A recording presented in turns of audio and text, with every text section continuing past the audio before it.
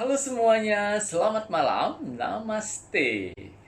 Kembali saya hadir di sini dalam rangka untuk berbagi tentang satu materi yang sangat menarik yang berhubungan dengan uji kompetensi bidang yoga.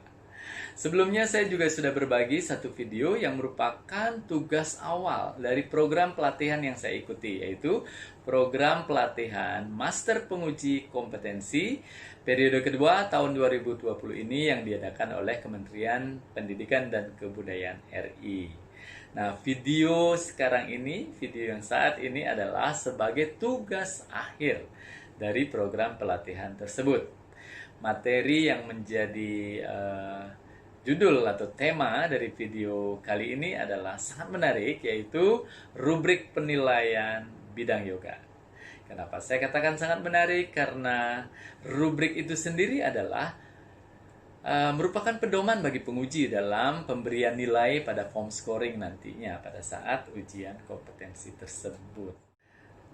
Sebelum kita lanjutkan kepada materi yang sangat menarik tersebut, izinkan saya untuk memperkenalkan diri terlebih dahulu. Perkenalkan, nama saya Iwayan Bagus Saputra. Kebetulan saya dipercaya sebagai ketua dari PPYI.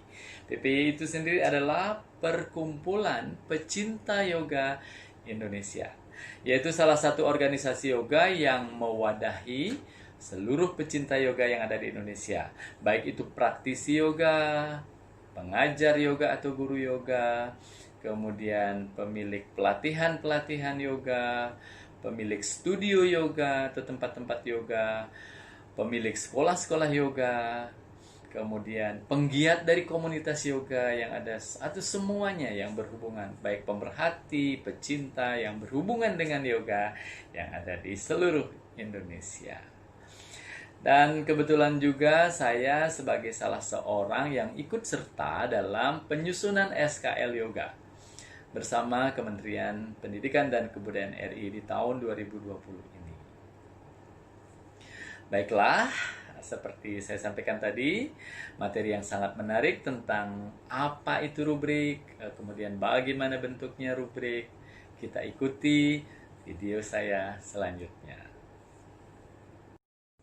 Baiklah, sekarang kita lanjutkan langsung kepada materi inti dengan judul rubrik penilaian bidang yoga. Kita lanjutkan kepada pengertian rubrik itu sendiri. Menurut Bernie Dodds dan Nancy Pickett, rubrik itu sendiri adalah alat bantu scoring untuk asesmen yang bersifat subjektif, yang di dalamnya terdapat satu set kriteria dan standar yang berhubungan dengan tujuan pembelajaran yang akan diakses ke peserta didik. Jadi, rubrik menjadi pedoman bagi penguji untuk memberi nilai pada form scoring saat peserta melakukan ujian praktek. Kita lanjutkan. Prinsip daripada rubrik adalah terbuka, adil, terukur, dan objektif, yang disingkat dengan TATO. Apa itu terbuka? Yaitu prosedur penilaian, kriteria penskoran, dan kriteria kelulusan dapat diketahui oleh pihak-pihak terkait. Itu terbuka. Kemudian adil, diterapkan untuk semua peserta, tidak ada yang diuntungkan dan atau dirugikan. Jadi adil. Terukur, penentuan skor sesuai aturan atau kriteria yang jelas. Kemudian objektif, yaitu spesifik, jelas, bukan pernyataan terbuka yang membuka ruang pertimbangan subjektif penguji sehingga menjadi multitafsir. Itulah prinsip dari rubrik, yaitu TATO, terbuka, adil, terukur, dan objektif. Baiklah, kita lanjutkan pada pedoman komponen penilaian. Urgensi, kontinuitas, relevansi, dan keterpakaian yang disingkat dengan UKRK. Dapat dijabarkan, urgensi itu unsur derajat, yaitu sangat penting, atau tidak penting. Kemudian kontinuitas, unsur tersebut selalu rutin digunakan dalam urutan. Kontinuitas. Lalu relevansi, relevan. Unsurnya berkaitan dengan komponen yang diujikan. Yang terakhir, keterpakaian, sering atau jarang digunakan dalam pekerjaan.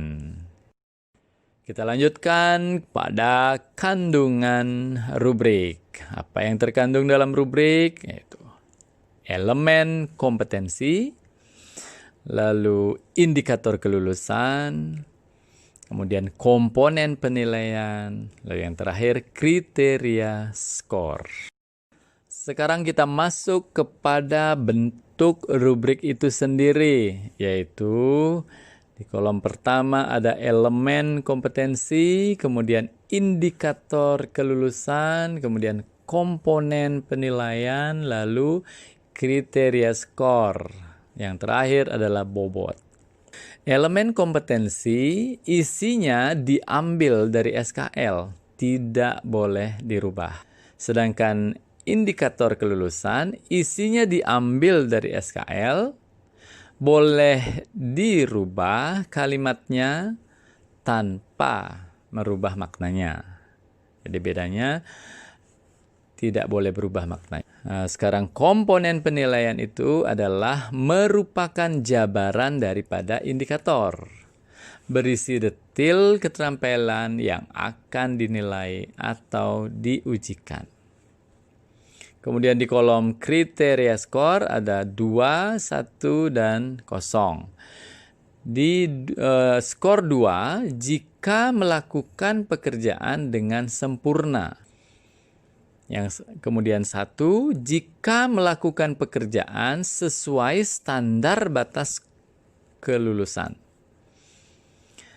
Pada skor 0, jika melakukan banyak kesalahan atau tidak melakukan pekerjaannya. Kemudian di kolom itu adalah nilai yang sesuai dengan urgensi suatu pekerjaan. Oke, setelah bentuk rubrik kita paham, sekarang kita langsung masuk kepada contoh isi rubrik pelatih yoga. Kolom elemen kompetensi di sini mengevaluasi hasil latihan yoga berdasarkan analisis umpan balik peserta. Kemudian indikator kelulusannya, ketepatan melakukan analisa kepuasan peserta yoga, serta perubahan kondisi fisik dan mental setelah mengikuti latihan yoga dengan cara wawancara dan inspeksi. Kemudian komponen penilaiannya, dilakukan evaluasi terhadap perubahan fisik klien dengan cara bertanya. Kriteria skor, untuk skor 2, jika menanyakan progres perubahan dalam diri peserta yoga secara fisik dan mental meliputi fleksibilitas, daya tahan fisik, kekuatan otot, keseimbangan, kontrol nafas, dan kontrol emosi. Jadi lengkap dan komplit. Pada kriteria skor 1, hanya menanyakan progres perubahan kondisi fisik peserta yoga. Hanya standar. Kemudian pada skor 0, tidak menanyakan progres perubahan fisik ataupun mental peserta yoga. Kemudian pada kolom bobotnya adalah 1. Kita lanjutkan, yaitu komponen penilaian dalam rubrik dituang pada POM scoring.